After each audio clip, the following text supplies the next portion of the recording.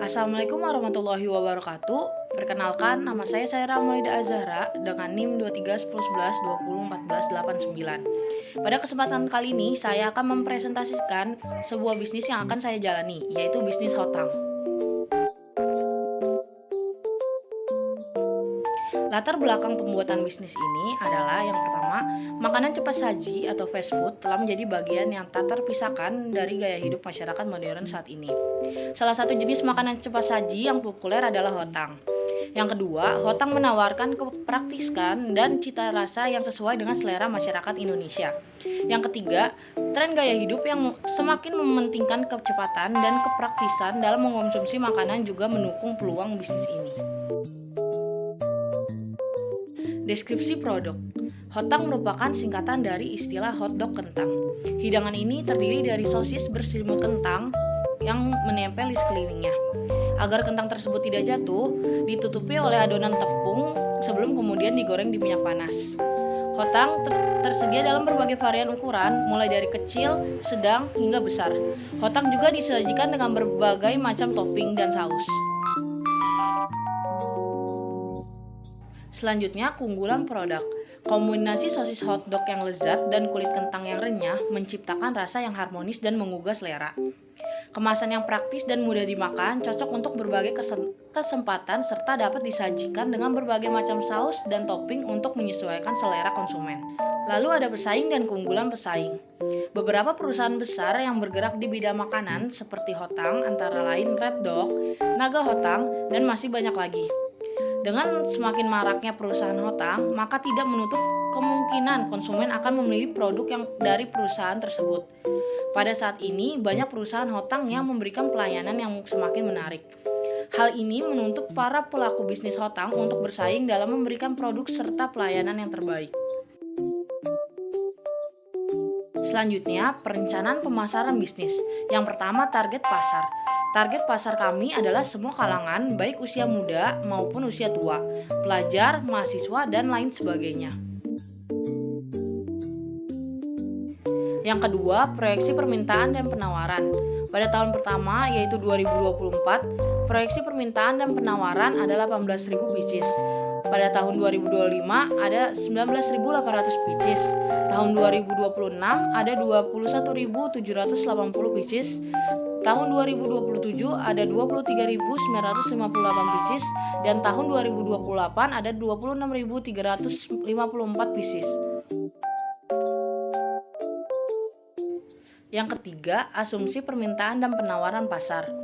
Asumsi yang digunakan dalam membuat proyeksi permintaan dan penawaran pasar yaitu jumlah pelanggan yang akan membeli produk hotang dalam sebulan pada tahun 2024 sebesar 1.500 pelanggan.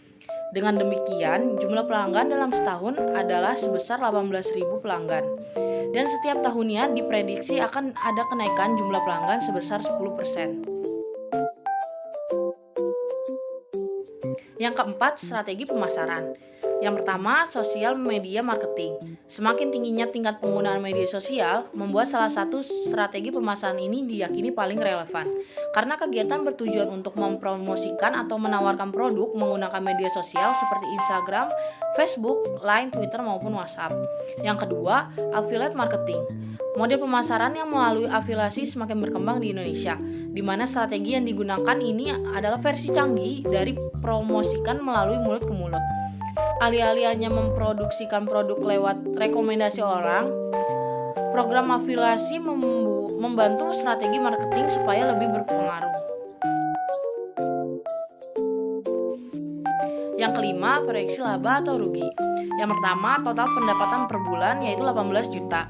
Yang kedua, profit per bulan ini ditabatkan dari total pendapatan yaitu 18 juta dikurangi total biaya tetap 800.000 dikurangi total biaya variabel yaitu 500 dikali sama total penjualan dalam sebulan yaitu 1.500. Hasilnya adalah 16.450.000. Yang ketiga, break even point. Ini didapatkan dari total biaya tetap dibagi rata-rata harga dikurang sama biaya variabel yaitu 12.000 dibagi 12.000 dikurang 500 sama dengan 69,56. Yang keempat itu playback period. didapatkan dari total biaya startup dibagi profit yaitu 1,09. Yang keenam, analisis resiko bisnis. Yang pertama, pesaing usaha. Pesaing tentu akan ada di dalam setiap usaha, terutama di industri hotang dengan kehadiran beragam merek. Harga jual yang kompetitif menjadi salah satu faktor utama yang dipertimbangkan konsumen. Inovasi produk seperti varian rasa dan tampilan yang menarik juga menjadi daya tarik tersendiri. Yang kedua, perubahan preferensi konsumen. Salah satu resiko utama adalah penurunan permintaan akibat tren gaya hidup yang mengarah pada makanan yang lebih sehat dan rendah lemak. Konsumen saat ini cenderung memilih opsi makanan yang dipersepsikan lebih baik untuk kesehatan, seperti sayuran atau sumber protein alternatif. Yang ketiga, resiko fluktuasi harga bahan baku.